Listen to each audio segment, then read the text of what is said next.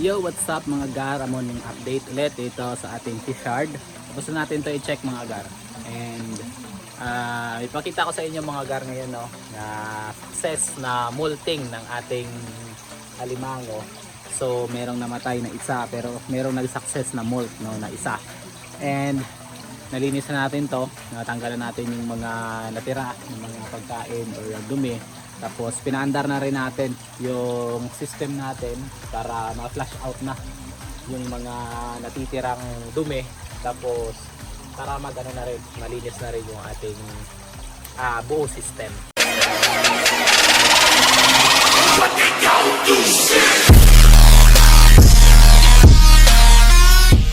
So silipin natin to maya-maya no, lahat. Medyo napalitan ko na no. Napalitan ko na ng gantong klaseng takip no, yung ating mga setup. Bali tinatanggal natin tong mga to, ito. Ayan. Kasi medyo mabilis ito sirain no ng mga alimango compare dito. 'Yun. Pero ang gagawin ko na no, titigil ko na 'yan sa pagpapalit ng mga ganto. So ito na muna yung gamitin ko hanggang masira nila. Pag nasira na nila, saka ko lalagyan nung ganto. Para hindi rin masayang to, kasi sayang din to, mahal din tong bili ko nito no. Nasa 80 ata ang per metro nito, kesa dito na 70 lang, mas mura to. Ayun, dali na ano na natin, na linis na natin yan. So sisilipin natin isa-isa, tapos mamaya no, titignan natin yung nagmolt na isang piraso na alimango na nag-success yung molting. Yung mga an lang yun, yung mga reject lang natin nun. Ito pala yung nabili ko na ano, na net. Ayan, 100 ang per meter nito. Ito yung ipapalit ko dito dapat. Pero ang gagawin ko, hayaan ko na lang muna na ganyan. Tapos pag may nakita akong mga nakagat-kagat, saka ko siya papalitan para hindi naman sayang. Tapos mahirap din kasi magpalit ng ganito. Halos aabutin ka din ng ilang araw bago mo matapos. Ganun. So, yan o. Ito yung 310 no, na alimango na babae. Yan, babae yan. Ang laki. Tapos yung dito, ito mataba na to, na male na 160 grams. So ayan siya oh. Ayan, mataba na yan siya. Tapos ito mataba na rin, 215 na male. Ayan siya. So mataba na rin yan siya. Then ito female na 185. Mostly sa mga female natin kulang pa siya sa taba. Hindi naman siya masasabing payat, pero kulang pa siya sa taba. Tapos ito mataba na rin to, 235 na male. So yun siya. Ayan, 235 na male. Tapos dito mataba na rin to, 200 grams na male. So ayun sila oh. Ayan, nakapabuka yung mga sipit. Ito female, mataba na to.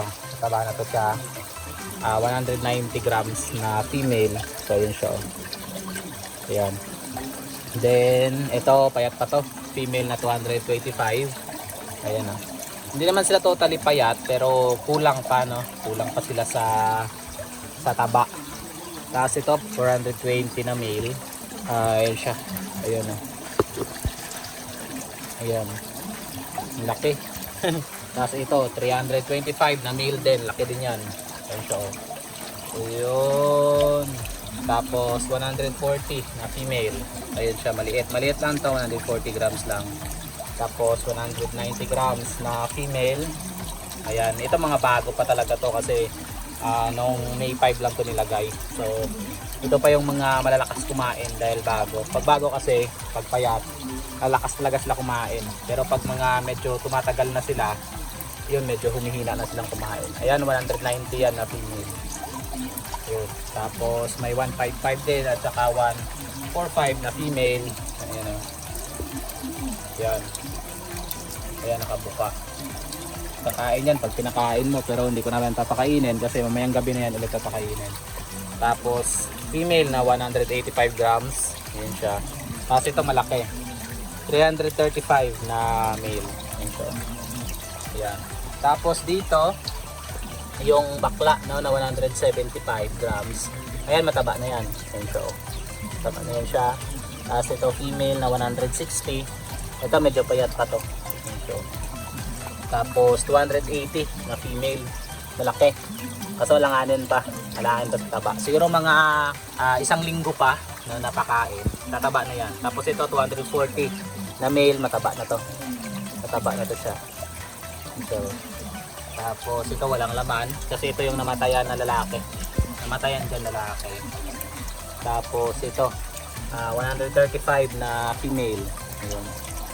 Then 240 grams na bakla, mataba na rin yan. Ayun, so. Tapos itong male na 180, mataba na rin. Ayun, so. Tapos female na 200 grams. Ito alanganin pa, basta lahat ng female, no, mayroon silang mga taba pero alanganin. Tulad ito 275, laki din yan, no? Tapos 240, ayun siya, malaki.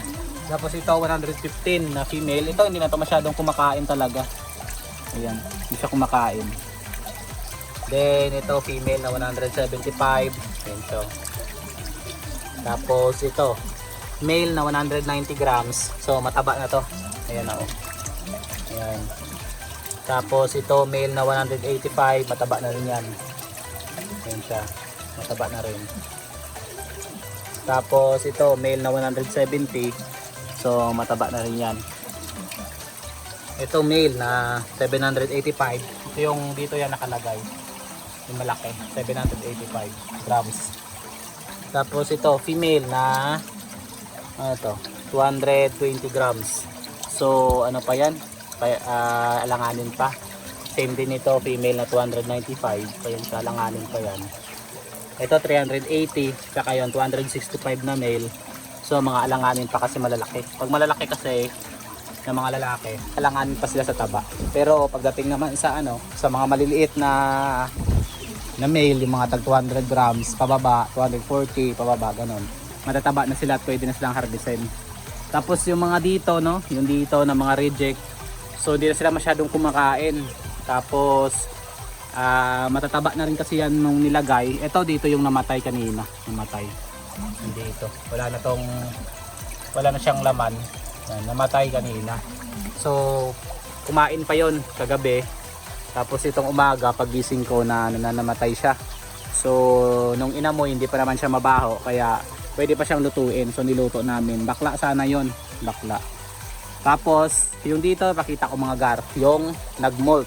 So ito siya dati mga gar, no. Ayan siya, oh. Ito yung kanyang dating shell. Tapos ito sa ngayon, yun. Kaso sayang lang dahil natanggal yung kanyang sipit, no, na isa, hindi na ilabas ng maayos. Siguro naiwan dito yung kanyang sipit na isa, no. Ayan, no, naiwan. So tanggalin natin sa loob.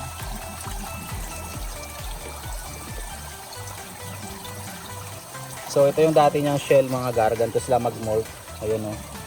Yan yung dati ng shell, natatanggal. So naiwan dito yung kanyang, ayan, oh, yung kanyang isang sipit. Ayan, makikita mo sa loob na iwan, hindi nakalabas. Tapos yung kanyang sipit dito wala, natanggal lahat. So ito yung dating shell niya. Ayan, oh, makikita nyo mga gar, buong buo pa rin. Pero kung titignan mo, wala nang laman yan sa loob. Ayan, ang galing, no. Ayan.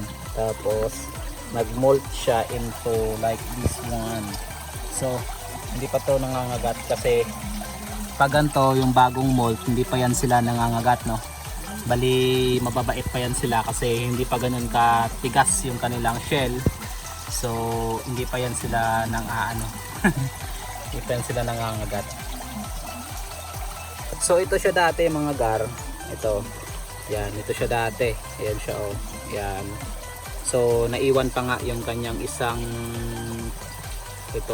paa niya sa loob, hindi natanggal lahat.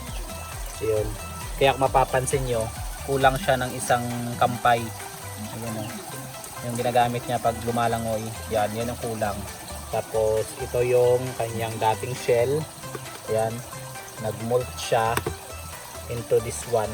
Ayun, oh, ito siya. So mabait pa yan sila, hindi pa yan nangangagat dahil wala pa siyang lakas, no.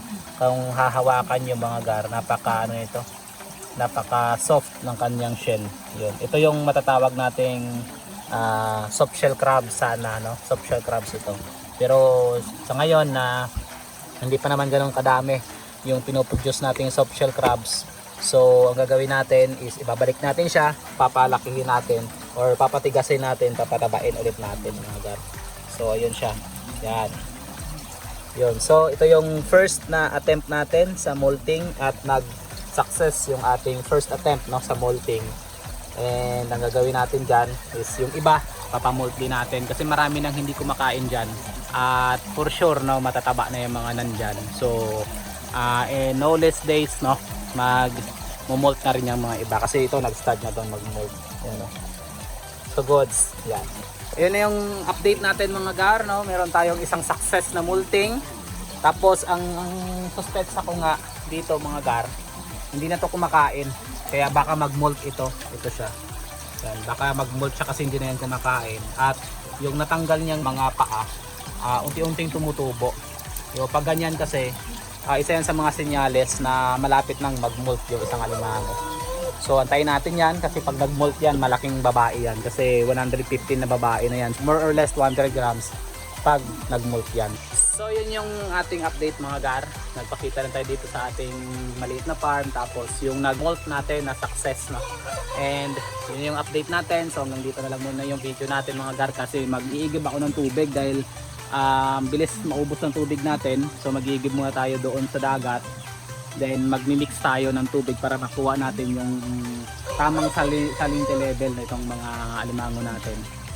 So hanggang dito na lang yung video natin mga gar. Hanggang sa muli, ito yung Toy Attempts na sasabing to God be the glory.